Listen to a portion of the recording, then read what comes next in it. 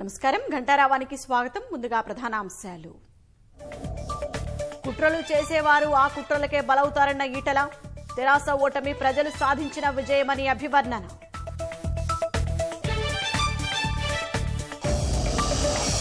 హుజూరాబాద్ ఉప ఎన్నికల ఓటమిపై కాంగ్రెస్ సమీక్ష. గాంధీ భవన్లో రాజకీయ వ్యవహారాల కమిటీ భేటీ.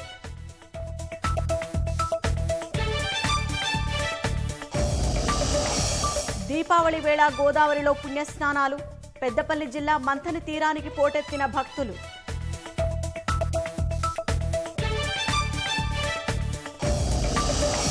మరో సంచలన నిర్ణయం తీసుకున్న ఫేస్బుక్. ఫేషియల్ రికగ్నిషన్ తొలగించనున్నట్లు వెల్లడి.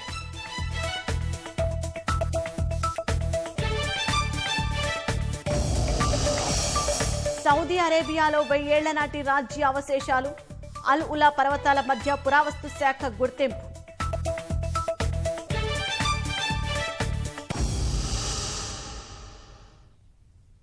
హుజూరాబాద్ ఉప ఎన్నికలో తన గెలుపును తమ గెలుపుగా భావించి అంతా దీపావళి చేసుకున్నారని ఈటెల రాజేందర్ తెలిపారు. తెరాస ఎన్ని కుట్రలు చేసినా 100 కోట్ల రూపాయలు ఖర్చు చేసినా ప్రజలు తలొగ్గలేదన్నారు. ఉప ఎన్నికలో భాజపా కార్యకర్తలు పులిబిడ్డలా పనిచేశారని ఈటెల కొనియాడారు. దళిత బంధు పథకం పెట్టినా ప్రజలు తననే గెలిపించారని, కేసీఆర్ అహంకారంపై తెలంగాణ ప్రజలు సాధించిన విజయంగా ఈటెల అభివర్ణించారు. పెన్షన్ తీసుకున్న ముసలికి ఏం చెప్పింది సార్, మీరు ఓటు వేసేది మాకు తెలుస్తుంది, మీ ఫోటో మా దగ్గరికి వస్తుంది, మీ పెన్షన్ పోద్దని చెప్పి కుల సంఘాలకు పైసలు ఇచ్చిండ్రు, గుళ్ళకు పైసలు ఇచ్చిండ్రు, గుళ్ళకు జీవోలు ఇచ్చిండ్రు. ఇన్ని జీవోలు కాదు, ఇన్ని జీవోలు వాళ్ళ లెక్క ప్రకారంగా ఒక్క ఓటు కూడా నాకు పడద్దిగా. వాళ్ళు చివరికి ఎక్కడి దాకా వచ్చినంటే ఈటల రాజేంద్ర అంటోతో ఒక్క మనిషి కూడా ఉండొద్దని చెప్పి ఏదో ప్రకటించుకున్నాడో లోపల ఇవాళ లాస్ట్కు తరిమిండ్రు. 2 గుంటల మనిషి 400 కోట్ల రూపాయల లిక్విడ్ క్యాష్ ఎట్లా ఖర్చు పెట్టిండు, 100 కోట్ల రూపాయలు దావతులు ఎట్లా ఇచ్చిండు. ఇక ఇప్పుడు కొత్తవి పెట్టిండు. మళ్ళా ఈటల రాజేంద్ర గారు, వివేక్ గారు కలిసి మళ్ళీ ఏమో చేస్తున్నాడు. ఒకటి మాత్రం బాగా నేను తెలంగాణ సమాజం గుర్తు చేయదలుచుకున్నాను, ఈటల రాజేంద్ర అంటూ ఎప్పుడు పార్టీలు మారేటోడు కాదు. వాళ్ళు ఎల్లగొడితే నన్ను అక్కడ తెచ్చుకున్న పార్టీ బీజేపీ పార్టీ. నేను పోలే, కమిట్మెంట్ కలిగిన సోల్జర్లాగా ఉంటున్నాం. 18.5 సంవత్సరాలు అనేక రకాల ఇబ్బందులు ఉన్నప్పటికీ కూడా దిగకుండా పనిచేసినాం. ఎల్ల కొడితే బయటకు వచ్చినాం. మేము వెళ్ళిపోలే. మోసం చేసింది కేసీఆర్, వెన్నుపోట పొడిచింది కేసీఆర్, బయటికి ఎల్లగొట్టింది కేసీఆర్, మేం కాదు. ఈ మొత్తం విజయాన్ని నా హుజూరాబాద్ ప్రజానీకానికి అంకితం చేస్తున్నా. ఇవాళ వీళ్ళ రుణం ఎన్ని జన్మలెత్తినా తీర్చుకోలేంది. హుజూరాబాద్ లో తనను ఓడించడానికి ప్రయత్నించిన మంత్రులు, ఎమ్మెల్యేల నియోజకవర్గాల్లో అభివృద్ధిపై భాజపా పోరాడుతుందని ఈటెల రాజేందర్ స్పష్టం చేశారు. రాష్ట్రంలో భాజపా బలోపేతానికి అమిత్ షా ప్రత్యేక దృష్టి సారించారని, పార్టీ కార్యాచరణ మేరకు ముందుకెళ్తామని తెలిపారు. మా అమిత్ షా గారు తెలంగాణ మీద స్పెషల్ ఫోకస్ పెట్టింది. మా అధ్యక్షులు బండి సంజయ్ గారి ఆధ్వర్యంలో ఇప్పటికే ఒక పాదయాత్ర పూర్తయింది, మరో పాదయాత్ర కూడా ప్రకటించి ఉన్నారు. భారతీయ జనతా పార్టీ తెలంగాణ రాష్ట్రంలో ఖచ్చితంగా ఒక కార్యాచరణ రూపొందిస్తే నెంబర్ 1. నెంబర్ 2, మీరు అన్నట్టుగా ఇక్కడికి వచ్చి దళిత బంధు ఇప్పించిన వాళ్ళు, పెన్షన్లు ఇప్పించిన వాళ్ళు, బిల్లులు ఇప్పించిన వాళ్ళు, అభివృద్ధికి రాత్రి రోడ్లు వేసిన వాళ్ళు, వాళ్ళ నియోజకవర్గాల్లో ఎవరు చేయలేదు. కూట్లే రాయి తీయలేనోడు ఎట్ల రాయి తీయబడినాడు అని చెప్పిన 100% ఇక్కడ వచ్చి మా ప్రజల మధ్య చిచ్చు పెట్టి పచ్చడి సంసారాన్ని కూల్చే ప్రయత్నం చేసి ఇవాళ మా ప్రజలు భయభ్రాంతికి గురి చేసినటువంటి ఏ మంత్రి కానీ, ఏ ఎమ్మెల్యే కానీ, ఏ నాయకుని కానీ వాళ్ళ నియోజకవర్గంలో తప్పకుండా భారతీయ జనతా పార్టీ తరఫున మీటింగ్లు పెడతాం, వాళ్ళ భరతం పడతాం. గాంధీ భవన్లో కాంగ్రెస్ పార్టీ రాజకీయ వ్యవహారాల కమిటీ సమావేశమైంది. హుజూరాబాద్ ఉప ఎన్నికల ఓటమిపై కమిటీ సమీక్షిస్తోంది. ఈ భేటీకి కాంగ్రెస్ పార్టీ రాష్ట్ర ఇన్ఛార్జి మాణిక్యం ఠాగూర్, పీసీసీ అధ్యక్షుడు రేవంత్ రెడ్డి సహా జానారెడ్డి, గీతారెడ్డి, మధు యాష్కి గౌడ్, ఇతర ముఖ్య నేతలు హాజరయ్యారు. హుజూరాబాద్ లో కాంగ్రెస్ అభ్యర్థి బల్మూరి వెంకట్ ధరావత్తు కోల్పోయారు. 3014 ఓట్లు మాత్రమే వచ్చాయి. ఉపపోరుల హస్తం అభ్యర్థి ఏమాత్రం ప్రభావం చూపలేకపోయారు. పార్టీ సీనియర్లు కొందరు ఈ పరిణామాలపై తీవ్ర అసహనం వ్యక్తం చేశారు. ఈ ఓటమి దేనికి సంకేతమని బాహాటంగానే ప్రశ్నించారు. సీనియర్ల ఆరోపణలపై స్పందించిన రేవంత్ రెడ్డి కాంగ్రెస్ లో ప్రజాశ్రమం ఎక్కువేనని, ఓటమికి పూర్తి బాధ్యత వహిస్తారని ప్రకటించారు. హుజూరాబాద్ లో పరాభవంపై రాజకీయ వ్యవహారాల కమిటీ సమీక్ష తర్వాత భవిష్యత్ కార్యాచరణ ప్రకటించనున్నారు. దేశంలో కరోనా యాక్టివ్ కేసులు 252 రోజుల కనిష్టానికి క్షీణించాయి. యాక్టివ్ కేసుల రేటు 0.44% పడిపోగా రికవరీ రేటు 98.22% పెరిగింది. కొద్ది రోజులుగా కరోనా వ్యాప్తి అదుపులో ఉండటంతో క్రియాశీల రికవరీ రేట్లు సానుకూలంగా నమోదవుతున్నాయని కేంద్ర వైద్య ఆరోగ్య శాఖ తెలిపింది. ఇటు మంగళవారం ఉదయం 8 గంటల నుంచి ఇవాళ ఉదయం 8 గంటల వరకు దేశవ్యాప్తంగా 11,903 మందికి కరోనా నిర్ధారణ అయింది. కేరళలోనే 6,444 కేసులు నమోదయ్యాయి. ఈ కేసులతో కలిపి దేశంలో మొత్తం కరోనా కేసుల సంఖ్య 3,43,08,140కి పెరిగింది. దేశంలో మరో 311 మంది మరణించగా ఒక్క కేరళలో 187 మరణాలు నమోదయ్యాయి. దేశంలో మొత్తం మరణించిన వారి సంఖ్య 4,59,191కి పెరిగింది. 8,424 మంది కోలుకోగా మొత్తం రికవరీలు 3.37 కోట్లకు చేరువయ్యాయి. దేశంలో ఇప్పటి వరకు 107 కోట్లకు పైగా కరోనా టీకా డోసులను పంపిణీ చేసినట్లు కేంద్రం వెల్లడించింది. ఇటలీ, బ్రిటన్లో 5 రోజుల పర్యటన ముగించుకుని ప్రధాని మోదీ భారత్కు తిరిగి వచ్చారు. ఢిల్లీ చేరుకున్న ప్రధానికి అధికారులు స్వాగతం పలికారు. ఈ పర్యటనలో G20 COP26 సమావేశాల్లో పాల్గొన్న మోదీ ప్రపంచ సమస్యలపై భారత వైఖరిని వివరించారు. అమెరికా అధ్యక్షుడు Biden, German chancellor Angela Merkel, Spain ప్రధాని పెడ్రో సాంచెజ్, ఇటలీ ప్రధాని మారియో డ్రాగి, ఇండోనేషియా అధ్యక్షుడు జోకో విడోడోతో ప్రధాని ద్వైపాక్షిక చర్చలు జరిపారు. క్రైస్తవ మత గురువు పోప్ ఫ్రాన్సిస్తోనూ సమావేశమైన మోదీ భారత పర్యటనకు రావాలని ఆహ్వానించారు.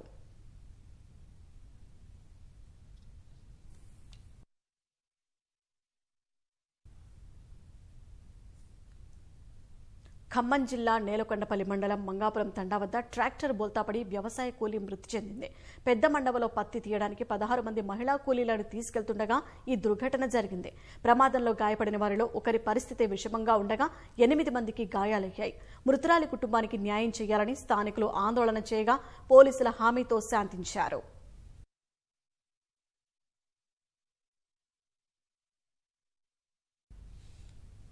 నిర్మల్ గ్రామీణ మండలం కొండాపూర్ సమీపంలో 44వ జాతీయ రహదారిపై ప్రైవేటు బస్సు బోల్తా కొట్టింది. పల్టీలు కొట్టడంతో 35 మంది ప్రయాణికులకు గాయాలయ్యాయి. ఇందులో 5గురి పరిస్థితి విషమంగా ఉంది. ప్రమాద సమయంలో బస్సులో సుమారు 80 మంది ప్రయాణికులు ఉన్నట్లు తెలుస్తోంది. హైదరాబాద్ నుంచి ఉత్తరప్రదేశ్ వెళ్తుండగా ఈ ఘటన జరిగింది. తీవ్ర గాయాలైన వారిని ఆదిలాబాద్ రిమ్స్ ఆసుపత్రికి తరలించి చికిత్స అందిస్తున్నారు. డ్రైవర్ నిర్లక్ష్యం కారణంగానే ఘటన జరిగినట్లు పోలీసులు అనుమానిస్తున్నారు.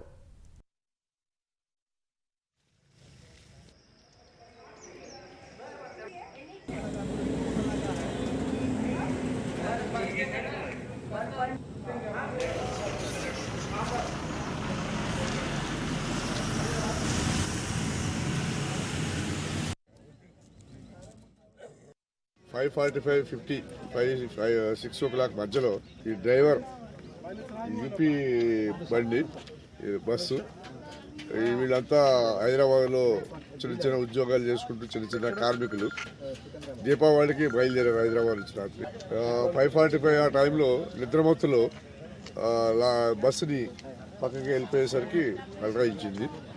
అదృష్టవశాత్తు పేటలు ఎవరికి జరగలేదు. ఒక 5-6 మందికి గ్రీవియస్ ఇంజరీస్ అయినాయి. బస్సు స్లో మోషన్లో పడిపోయింది కాబట్టి లక్కీగా సేవ్ అయ్యారు. పక్కనే బావి కూడా ఉంది, గల్లుంది. స్పీడ్గా వచ్చినట్టయితే చాలా మందికి గల్లందయ్యే అవకాశాలు ఉన్నాయి. చాలా లక్కీగా స్లో మోషన్లో బస్సు పక్కకు ఒరిగింది. రంగారెడ్డి జిల్లా రాజేంద్రనగర్ పరిధిలోని మంచిరేవుల ఫామ్ హౌస్ పేకాట కేసులో దర్యాప్తు కొనసాగుతోంది.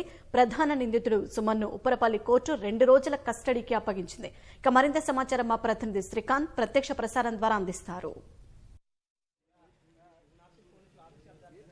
మంచిరేవుల ఫామ్ హౌస్ పేకాట కేసుకు సంబంధించి ప్రధాన నిందితుడు గుత్తా సుమన్ను నార్సింగి పోలీసులు కస్టడీలోకి తీసుకున్నారు.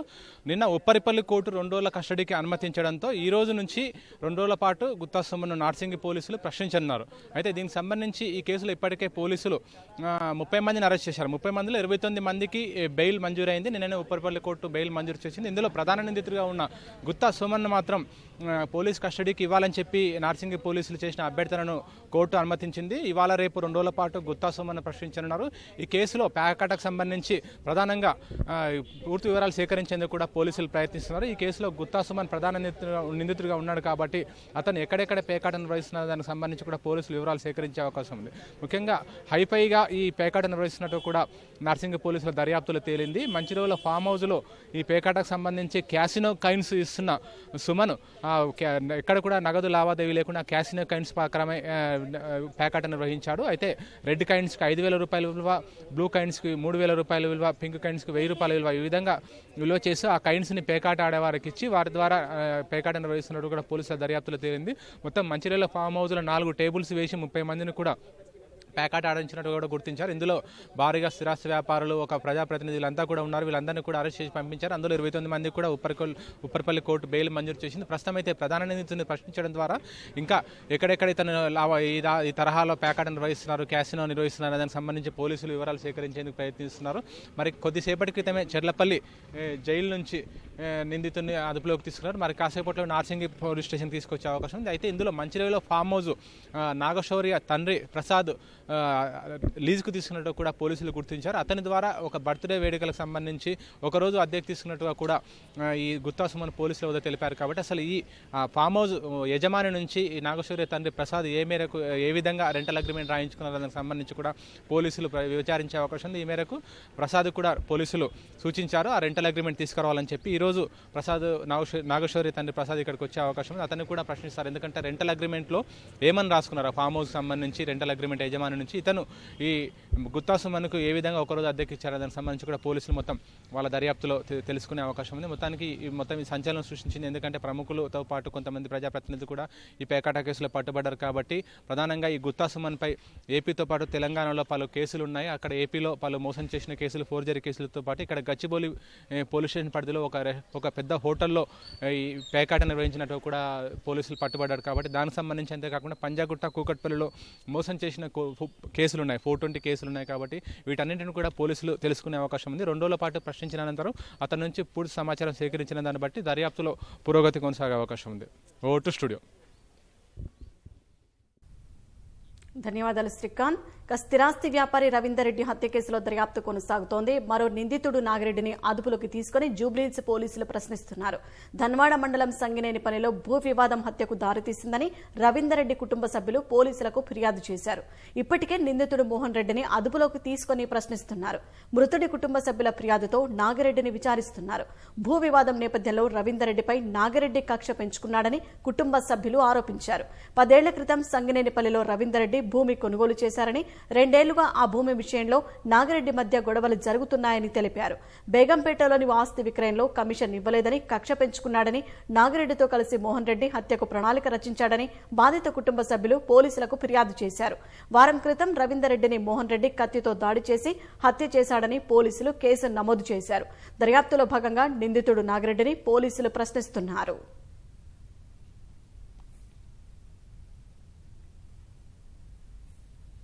కర్నూలు జిల్లా పాణ్యం జాతీయ రహదారి. ఓ బైక్ వేగంగా దూసుకుపోతోంది. బైక్ పై ఓ అబ్బాయి, అమ్మాయి ఉన్నారు. అయితే అమ్మాయి పడుకున్న స్థితిలో ఉంది. చూడగానే అనుమానించిన జాతీయ రహదారి పెట్రోలింగ్ పోలీసులు వెంటనే బైక్ ను ఆపారు. బైక్ మీదున్న యువతిని పరిశీలించారు. పడుకొని ఉండటంపై యువకుడిని ఆరా తీశారు. ఆ యువకుడు చెప్పిన సమాధానాలు సరిగా లేకపోవడంతో అనుమానం ఇంకా పెరిగింది. యువతిని మరింత జాగ్రత్తగా పరిశీలించారు. ఆమె ఒంటిపై గాయాలను గుర్తించారు. దీనిపై యువకుడిని గట్టిగా నిలదీసినా తత్తరపాటు తప్ప సరైన జవాబు లేదు. సందేహంతో ఆమె శ్వాస ఆడుతుందా లేదా అని చూశారు. శ్వాస ఆడలేదని నిర్ధారించుకున్న పోలీసులు ఆమె అప్పటికే చనిపోయినట్లు తేల్చారు. బైక్పై మృతదేహాన్ని తీసుకెళ్తున్న యువకుడిని ప్రకాశం జిల్లాకు చెందిన వెంకటేశ్వర్లుగా పోలీసులు గుర్తించారు. ఆ యువకుడిని అదుపులోకి తీసుకుని స్టేషన్కు తరలించారు.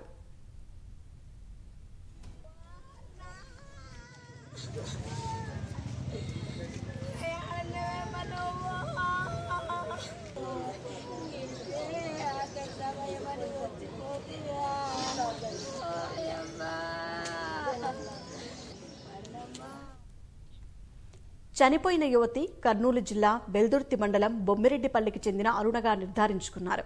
సుంకన్న అయ్యమ్మ దంపతుల కుమార్తె అరుణ బీటెక్ వరకు చదువుకుంది. అక్టోబర్ 27న సమీప బంధువుతో ఆమెకు నిశ్చితార్థమైంది. ఈ నెల 19వ తేదీ పెళ్లి జరగాల్సి ఉంది. ఈ పెళ్లి పనుల కోసం తల్లిదండ్రులు కర్నూలుకు వెళ్లిన సమయంలో అరుణ ప్రాణాలు కోల్పోయింది. పోలీసుల నుంచి సమాచారం రాగానే దిగ్భ్రాంతికి చెందిన తల్లిదండ్రులు మరో 2 వారాల్లో పెళ్లి కావాల్సిన కుమార్తె చనిపోయిందంటూ తీవ్రంగా రోధించారు. నిందితుడిని కఠినంగా శిక్షించాలని కోరారు. మన ఎంగేజ్మెంట్ గానే అయిపోయింది సార్. బుధవారం మనం పోయినా 27వ తేదీ ఎంగేజ్మెంట్ అయిపోయింది. 19, 20 పెళ్లి పెట్టుకుంటే మేము పెళ్లి పనులు మేము చేసుకుంటున్నాము. ఇంకా వాడు తొలగి పోయి చంపేసినాడు సార్. ఇంకా ఒంగోలు చూసి నిన్న 8 రోజులకు పోయి చంపేసినాడు మధ్యాహ్నం. సిద్ధంగట్టు మధ్యలో సార్, సిద్ధంగట్టు సీట్ దాటినాక ఇంకా మళ్ళీ వాడు చంపేసుకొని మళ్ళీ బైక్ మీద ఎత్తుకొని పోతున్నాడు అంట. వాడు ఆడ హైవే పోలీసులు ఉంటారు కదా సార్, వాళ్ళు చూసి పట్టుకున్నారంట పాణ్యం కాడ. వాళ్ళు మాకు ఇన్ఫార్మ్ చేసినారు. ఇక్కడ అమరావతి రైతుల మహాపాదయాత్రకు అడుగడుగునా జనం నీరాజనాలు పలుకుతున్నారు. గుంటూరులో సాగుతున్న పాదయాత్రకు ప్రజలు సంఘీభావం తెలిపారు. హారతులిచ్చి పాదయాత్ర నిర్విఘ్నంగా కొనసాగాలని ఆకాంక్షించారు. గుంటూరులోని అమరావతి రోడ్ నుంచి ప్రారంభమైన 3వ రోజు పాదయాత్రలో ఆకుపచ్చ జెండాలు చేతబట్టుకుని రైతులు, మహిళలు ముందుకు సాగుతున్నారు. అమరావతిని రక్షించుకుందాం, ఆంధ్రప్రదేశ్ను కాపాడుకుందామని నినదిస్తున్నారు. తిరుమల వరకు సాగే ఈ పాదయాత్రతో ప్రభుత్వం కళ్లు తెరిచి అమరావతిని ఏకైక రాజధానిగా కొనసాగిస్తుందని ధీమా వ్యక్తం చేస్తున్నారు.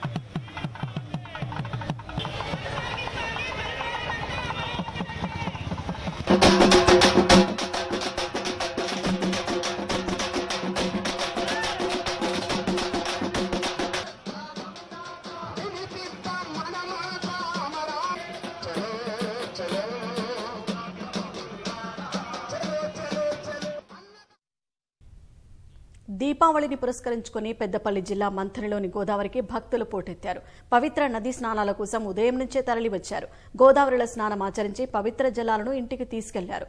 దీపావళి రోజు ప్రత్యేకంగా కేదారేశ్వర నోములు నోచుకుంటారు. ఇందుకోసం గోదావరి ఇసుకతో శివలింగాలను తయారు చేసుకుని పూజించడం భక్తుల ఆనవాయితీ. కాళేశ్వరం వల్ల ఏడాది పొడవునా నదిలో నీళ్లు ఉంటున్నాయి. దీంతో ఇసుక లేక డబ్బాకు 20 రూపాయల చొప్పున విక్రయిస్తున్న భక్తులు తీసుకెళ్తున్నారు. పవిత్ర స్నానం తర్వాత శ్రీ గౌతమేశ్వర స్వామికి ప్రత్యేక పూజలు చేశారు.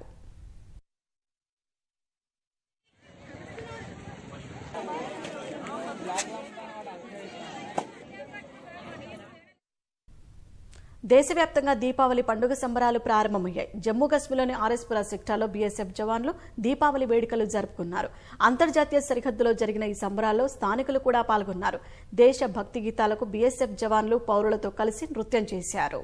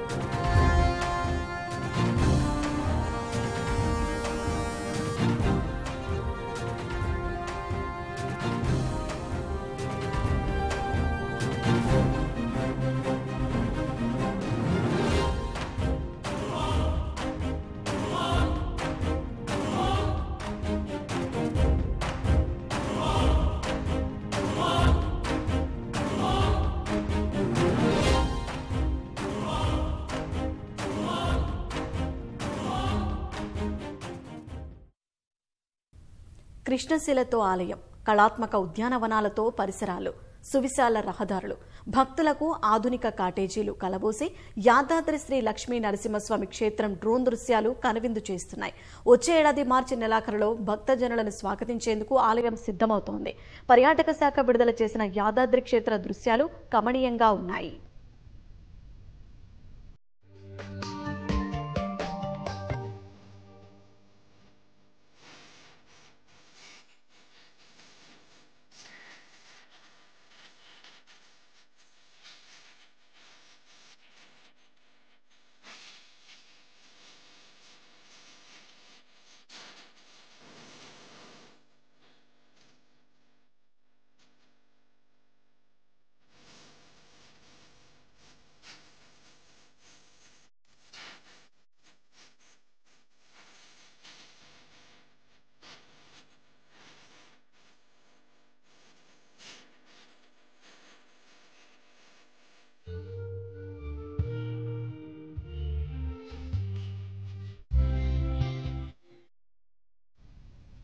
వ్యక్తిగత గోప్యతపై తీవ్ర విమర్శలు వస్తున్న నేపథ్యంలో దిగ్గజ సామాజిక మాధ్యమం ఫేస్బుక్ మరో సంచలన నిర్ణయం తీసుకుంది.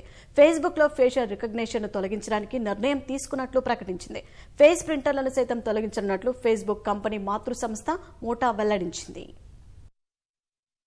మెటాగా కంపెనీ పేరు మారిన తర్వాత పలు మార్పులకు శ్రీకారం చుట్టిన సామాజిక మాధ్యమ దిగ్గజం ఫేస్బుక్ మరో సంచలన నిర్ణయం తీసుకుంది. వ్యక్తిగత సమాచారం రక్షణలో పెద్ద ఎత్తున విమర్శలు వెల్లువెత్తుతున్న వేళ కీలక నిర్ణయం తీసుకుంది. ఇక ఫేస్బుక్ లో ఫేషియల్ రికగ్నైజేషన్ అందుబాటులో ఉండదని కంపెనీ మాతృ సంస్థ మెటా ఒక ప్రకటన విడుదల చేసింది. ఫేషియల్ రికగ్నైజేషన్ టెక్నాలజీలో ఇదొక భారీ మార్పని Meta artificial intelligence vice president Jerome Pesenti తెలిపారు. విస్తృత వినియోగం నుంచి పరిమిత వినియోగానికి ంచడానికి ఫేస్బుక్ లో ఫేస్ రికగ్నైజేషన్ సాంకేతికతను తొలగించనున్నామని ప్రకటించారు. ఫేస్బుక్ లో దీన్ని ఉపయోగిస్తున్న వారు ఇక భవిష్యత్తులో ఈ సాంకేతికతను ఉపయోగించలేరని స్పష్టం చేశారు. ముఖ గుర్తింపు కోసం ఉపయోగించే టెంప్లెట్లను తొలగించనున్నామని ఫేస్బుక్ వెల్లడించింది. పెరుగుతున్న సామాజిక ఆందోళనలకు వ్యతిరేకంగా బ్యాలెన్స్ చేసేందుకు ఈ సానుకూల నిర్ణయం తీసుకుంటున్నట్లు ప్రకటన విడుదల చేసింది.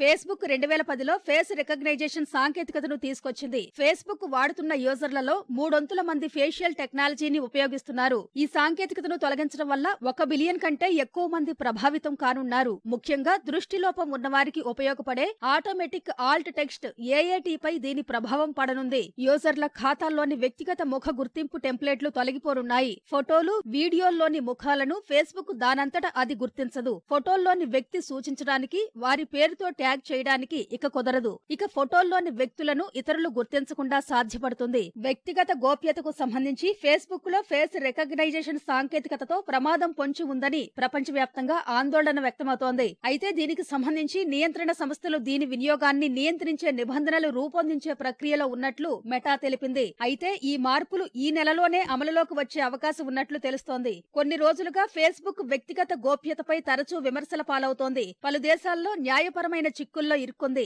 ఇటీవల కంపెనీ మాజీ ఉద్యోగి ఫేస్బుక్ డాక్యుమెంట్లను లీక్ చేయడంతో ఫేస్బుక్ మాతృ సంస్థకు కష్టాలు రెట్టింపయ్యాయి. పునీత్ రాజ్ కుమార్ తన ట్రస్ట్ ద్వారా చదివిస్తున్న పిల్లల బాధ్యతను ఇకపై తాను తీసుకుంటున్నట్లు నటుడు విశాల్ పునరుద్ఘాటించారు. పునీత్ చేసిన మంచి పనులు కొనసాగించాలనే ఉద్దేశంతో పిల్లలను చదివించే బాధ్యతను తీసుకుంటానన్నారు. ఈ ఉదయం VIP ప్రారంభ దర్శన సమయంలో స్వామివారిని దర్శించుకున్న విశాల్ ఎనిమి చిత్రం విడుదలవుతున్న సందర్భంగా స్వామివారి ఆశీస్సులు పొందారు. మంగళవారం రాత్రి అలిపిరి కాలినడక మార్గంలో కొండపైకి చేరుకున్న విశాల్ స్వామి సేవలో పాల్గొన్నారు.